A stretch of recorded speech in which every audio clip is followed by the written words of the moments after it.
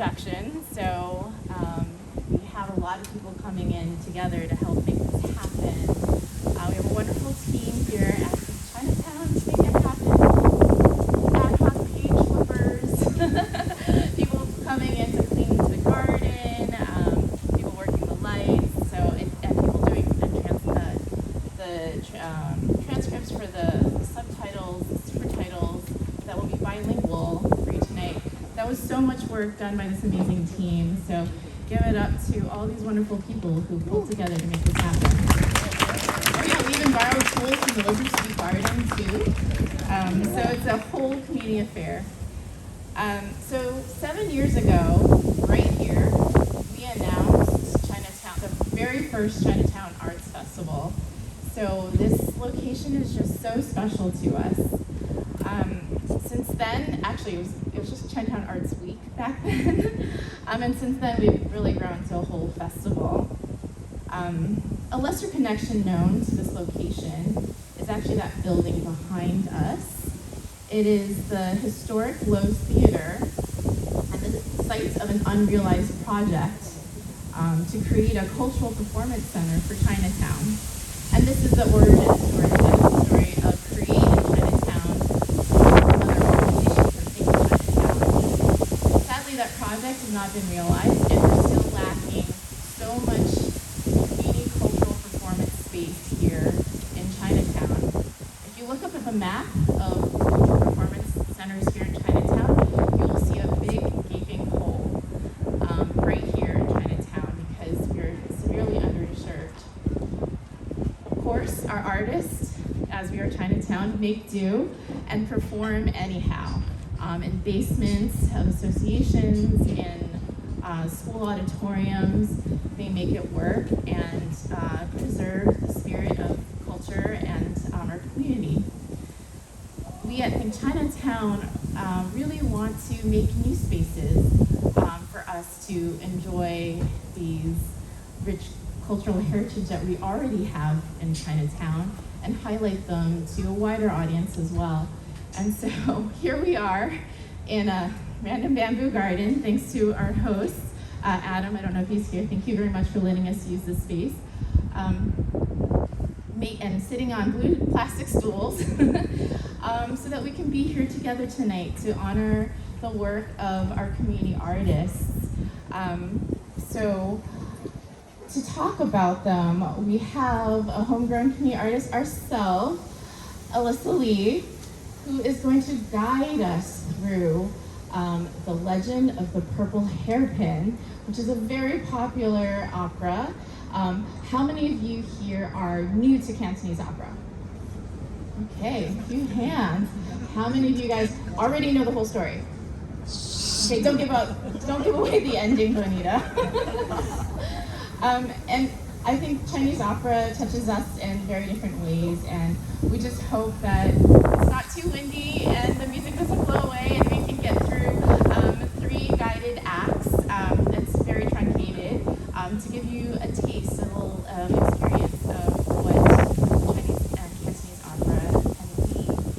So I want to introduce Eliza Lee, who is quite an opera star in Hong Kong, who has returned back to her native city, New York City, back to home turf here in Chinatown, New York City, to share so much amazing knowledge that she has in this field and take us to another place. Give it up for Eliza Lee.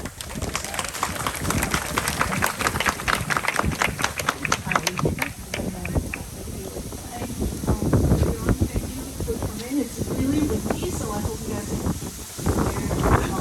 hear me. I should start by talking about Cantonese opera, actually. So Cantonese opera is actually one of the over 200 operas in China. And it's popular in the Guangdong region, it's in the Purple region, and it's most, right now, currently still very popular in Hong Kong, Macau, as well as actually Chinese communities worldwide because of immigrants from Guangdong, from the Guangdong province. So Cantonese opera also serves as very important, like for those of us who are outside, who immigrated, who were foreign. I'm actually foreign, so it actually also serves as very important, like back to my own culture. I am actually 3rd generation performer of Cantonese opera. My parents were performers, and they immigrated here, changed their jobs, and then I actually followed their prior footsteps and become a Cantonese opera myself. So for me, Cantonese opera is absolutely fascinating. You'll see later on how the costumes are really dazzling, colorful makeup.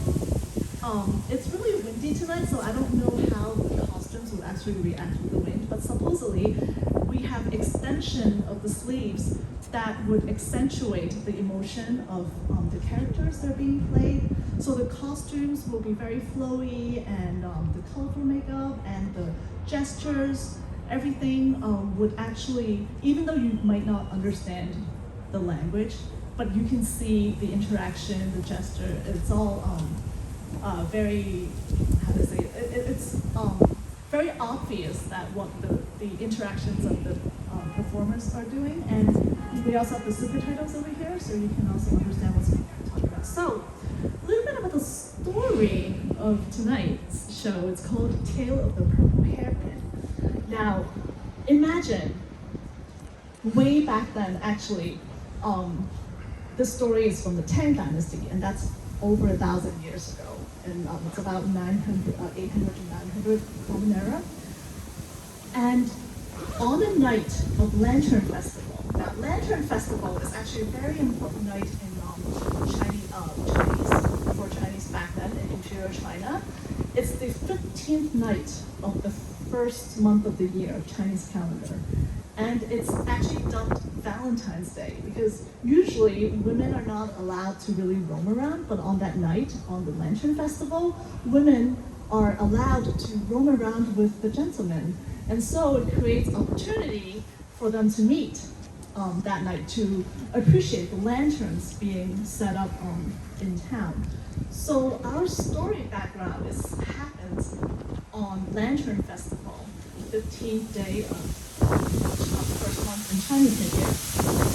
And we have a scholar who's very famous with his poem, and we have a courtesan who's also very famous with her arts in town. So the scholar has written a lot of poems that were published or being were published in Canton City, the capital of China during that time in Tang Dynasty. And the courtesan, Xiaoyu, Huo Xiaoyu, that's her name. She adores his poem. She read his poem, she thinks about it, she imagined meeting him one day, and finally, on this night of the Lantern Festival, they encounter. How do they encounter? You will find out from the performance. So it's a very romantic encounter, and we'll see the scholar and this beautiful courtesan meeting together.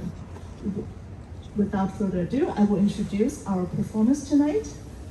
Pearl Kwong, who's going to perform Li Yi, which is the name of the scholar, and Camille Yeung is going to perform the beautiful courtesan Huo Xiaoyu.